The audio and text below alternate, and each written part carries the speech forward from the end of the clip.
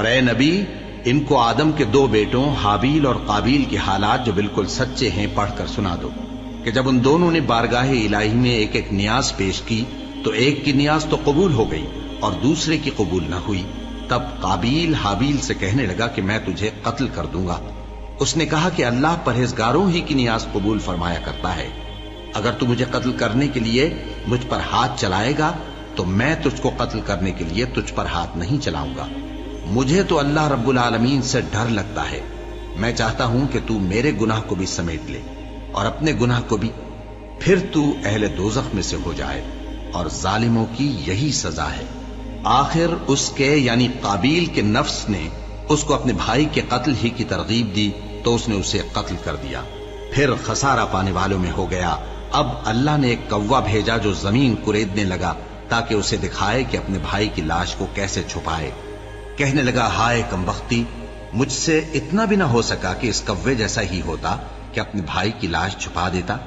پھر وہ پشیمان ہو گیا۔ اس قتل کی وجہ سے ہم نے بنی اسرائیل کے ذمے یہ بات لکھ دی کہ جو شخص کسی کو ناحق قتل کرے گا، یعنی بغیر اس کے کہ جان کا بدلہ لیا جائے یا ملک میں خرابی کرنے کی سزا دی جائے، تو اس نے گویا تمام انسانوں کو قتل کیا، اور جو ایک انسان کی جان بچا لے تو گویا اس نے سارے انسانوں کو زندگی دے دی۔ اور ان لوگوں کے پاس ہمارے پیغمبر روشن دلیلیں لا چکے، پھر اس کے بعد بھی ان میں بہت سے لوگ ملک میں زیادتیاں کرنے والے ہیں۔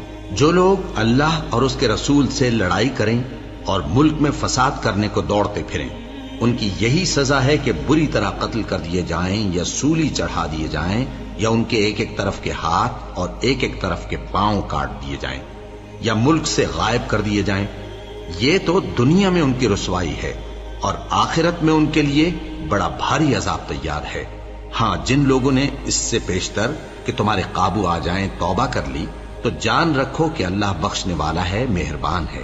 اے ایمان والو، اللہ سے ڈرتے رہو اور اس کا قرب تلاش کرتے رہو، اور اس کے رستے میں جہاد کرو تاکہ کامیاب ہو جاؤ۔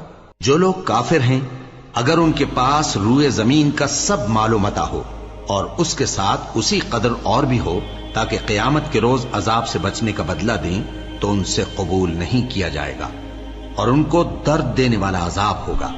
وہ چاہیں گے کہ آگ سے نکل جائیں مگر اس سے نہیں نکل سکیں گے، اور ان کے لیے ہمیشہ کا عذاب ہے۔ اور چوری کرنے والا مرد اور چوری کرنے والی عورت، ان کا ایک ایک ہاتھ کاٹ دو۔ یہ ان کے کرتوتوں کی سزا اور اللہ کی طرف سے عبرت کے طور پر ہے، اور اللہ زبردست ہے، صاحب حکمت ہے۔ پھر جو شخص گناہ کے بعد توبہ کر لے اور نیکوکار ہو جائے تو اللہ اس کو معاف کر دے گا۔ کچھ شک نہیں کہ اللہ بڑا بخشنے والا ہے، بڑا مہربان ہے۔ کیا تم کو معلوم نہیں کہ آسمانوں اور زمین میں اللہ ہی کی سلطنت ہے، جس کو چاہے عذاب کرے اور جسے چاہے بخش دے، اور اللہ ہر چیز پر پوری طرح قادر ہے۔